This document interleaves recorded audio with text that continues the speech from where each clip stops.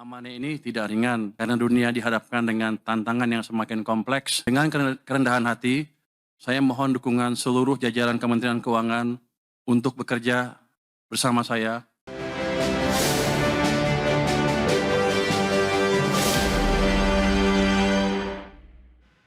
Sementara itu dalam pidato perdana setelah resmi menjabat sebagai Menteri Keuangan, Purbaya Yudi Sadewa menyadari bahwa amanah ini bukanlah tugas yang ringan.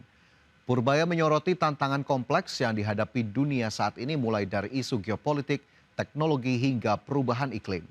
Di sisi lain ia juga menekankan pentingnya mengawal program-program prioritas pemerintah di dalam negeri agar berjalan lancar dan mulus. Purbaya meminta dukungan penuh dari seluruh jajaran Kementerian Keuangan untuk bekerja sama dengannya. Ia menekankan bahwa kerjasama ini penting guna memastikan kebijakan fiskal berperan sebagai instrumen yang kuat untuk menjaga stabilitas dan pertumbuhan ekonomi serta meningkatkan kesejahteraan masyarakat.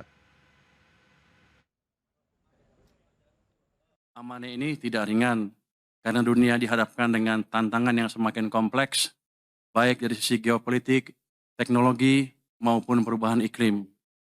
Dari dalam negeri pun ada tantangan dari sisi program prioritas pemerintahan yang harus kita kawal agar berjalan dengan mulus.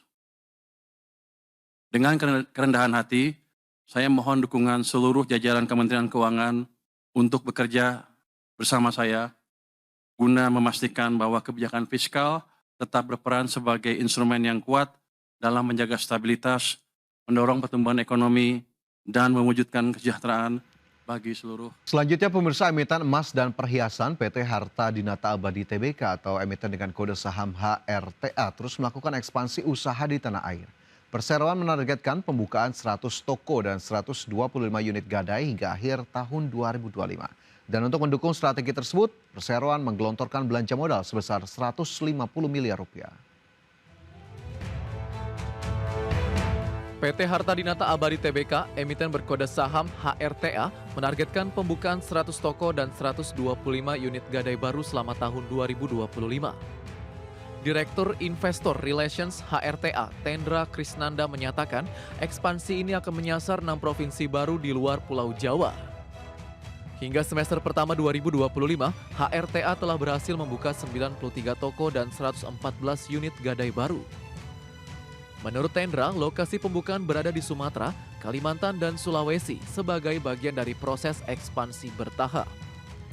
Untuk mendukung ekspansi tersebut, HRTA telah menyiapkan belanja modal atau capex sebesar 150 miliar rupiah. Tendra menjelaskan lebih dari 55% dana tersebut sudah terserap hingga awal September 2025. Sebagian besar capex digunakan untuk pengintegrasian 4 pabrik yang dimiliki HRTA. Tendra mengungkapkan, pabrik terintegrasi ini ditargetkan rampung pada kuartal keempat 2025 atau awal 2026 dengan kapasitas produksi emas dan perhiasan mencapai 30 ton.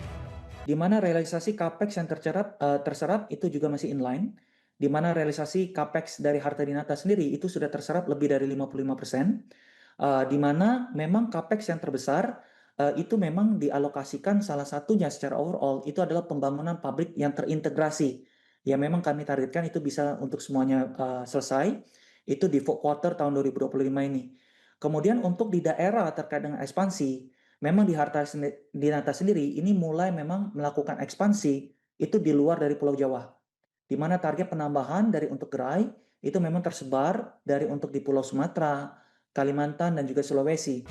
HRTA juga membidik pertumbuhan pendapatan di akhir tahun 2025 sebesar 50-60% secara tahunan, dengan laba bersih diharapkan naik 30-40% secara tahunan. Pada semester pertama, HRTA telah mencatat pendapatan 15,05 triliun rupiah, melonjak 82,6% secara tahunan, dengan laba bersih 348,9 miliar rupiah, naik 69,5% dibandingkan tahun lalu. Tim Liputan IDX Channel. Kembali bersama kami dalam IDX First Session Closing. Pemirsa, PT Medco Energy International Tbk melalui anak usahanya Medco INP Gresik Ltd resmi memasang 1.500 unit PLTS atap di wilayah kerja Blok Koridor. Fasilitas berkapasitas 885 kWp ini diproyeksikan menghasilkan lebih dari 1.124 megawatt hour peak listrik bersih per tahun, sekaligus menekan emisi karbon hingga 934 ton setara karbon dioksida. PT Medco Energi Internasional Tbk melalui anak usahanya Medco INP Gresik Ltd resmi memasang 1.500 unit PLTS atap di wilayah kerja Blok Koridor. Manajemen Medco menyebut pemanfaatan PLTS atap ini tidak hanya mengurangi konsumsi gas sebesar 18 mmscf per tahun, tetapi juga setara dengan menekan emisi kendaraan yang menempuh jarak 5,5 juta kilometer. Direktur and Chief Operating Officer Medco Energi Ronald Gunawan menegaskan bahwa proyek ini menjadi bukti nyata energi terbarukan bisa berjalan beriringan dengan kegiatan hulu migas. Ia menambahkan inisiatif ini tidak hanya instalasi teknologi, tetapi juga langkah efisiensi operasional sekaligus kontribusi pada target dekarbonisasi nasional. Selain mengoperasikan PLTS atap, Medco juga memperkuat posisinya di sektor migas dengan menuntaskan akuisisi 24% hak partisipasi Repsol di Blok Koridor pada Juli lalu. Transaksi senilai 425 juta dolar Amerika Serikat atau sekitar 6,9 triliun rupiah itu dilakukan melalui pembelian saham Fortuna International atau Barbados Inc. yang sebelumnya dimiliki Repsol INP. Dengan akuisisi tersebut, Medco kini semakin menguasai salah satu blok strategis di Sumatera Selatan yang memiliki 7 lapangan gas dan 1 lapangan minyak aktif. Adapun gas dari Blok Koridor hingga kini dipasok melalui kontrak jangka panjang ke berbagai pembeli di dalam negeri maupun Singapura. Sebelumnya, blok ini dikembangkan oleh konsorsium yang melibatkan ConocoPhillips Talisman yang kemudian diakuisisi oleh Repsol serta PT Pertamina Hulu Energi atau PHE. Dengan langkah strategis ini, Medco Energi berupaya memperkuat keberlanjutan bisnis sekaligus mendorong transisi energi di sektor hulu migas Indonesia. Berbagai sumber IDX Channel.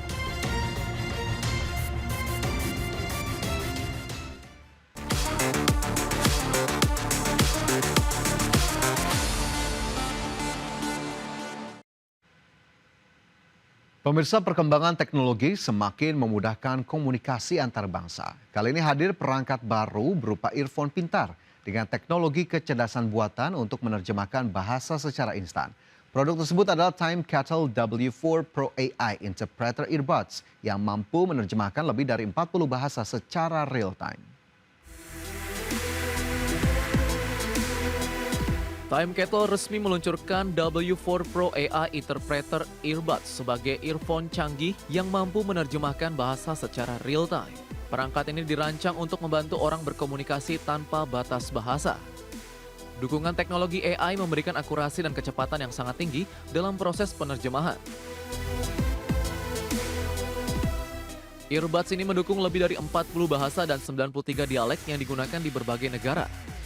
Fitur ini memudahkan pengguna saat berbisnis, traveling, atau berinteraksi dalam pertemuan internasional. Semua terjemahan dapat didengar langsung melalui earbuds tanpa perlu menunggu lama. Time Kettle W4 Pro juga dibekali teknologi hybrid mode yang memungkinkan pengguna menggunakan secara online maupun offline. Dalam mode online, AI akan menggunakan jaringan cloud untuk akurasi lebih tinggi. Sementara dalam mode offline, beberapa bahasa tetap bisa digunakan tanpa koneksi internet. Dari sisi desain, earphone ini mengusung bodi ergonomis dengan teknologi noise cancellation untuk menghasilkan suara jernih. W4 Pro dapat digunakan hingga 12 jam dengan case pengisian daya portable. Kehadiran fitur multi-device juga memungkinkan earphone terhubung ke berbagai perangkat seperti smartphone dan tablet secara mudah. Dari segi harga, Time Kettle W4 Pro AI Interpreter Earbuds dibanderol mulai $399 Amerika atau sekitar 6 jutaan rupiah. Produk ini sudah tersedia secara global dan ditargetkan menjadi alat wajib bagi pengguna yang sering berinteraksi internasional. Dengan teknologi ini, batasan bahasa tidak lagi menjadi penghalang komunikasi. Berbagai sumber IDX Channel. Beralih ke informasi lain, pemirsa, pemerintah memastikan Indonesia tidak akan melakukan impor beras hingga akhir tahun 2025. Saat ini stok beras yang tersedia mencapai kurang lebih 4 juta ton, jauh lebih tinggi dibandingkan tahun lalu.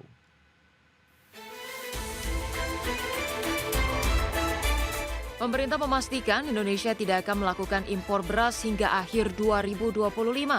Pasalnya cadangan beras pemerintah saat ini melimpah. Menurut Menteri Pertanian Andi Amran Sulaiman, saat ini stok beras yang tersedia mencapai kurang lebih 4 juta ton. jauh lebih tinggi dibandingkan tahun lalu yang hanya sekitar 2 juta ton.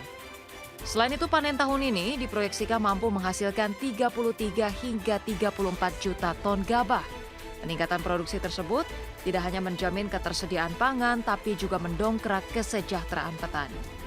Amran menyebut capaian ini sebagai hasil dari penyederhanaan regulasi, penambahan sarana produksi, hingga kemudahan pengadaan pupuk yang digagas pemerintah.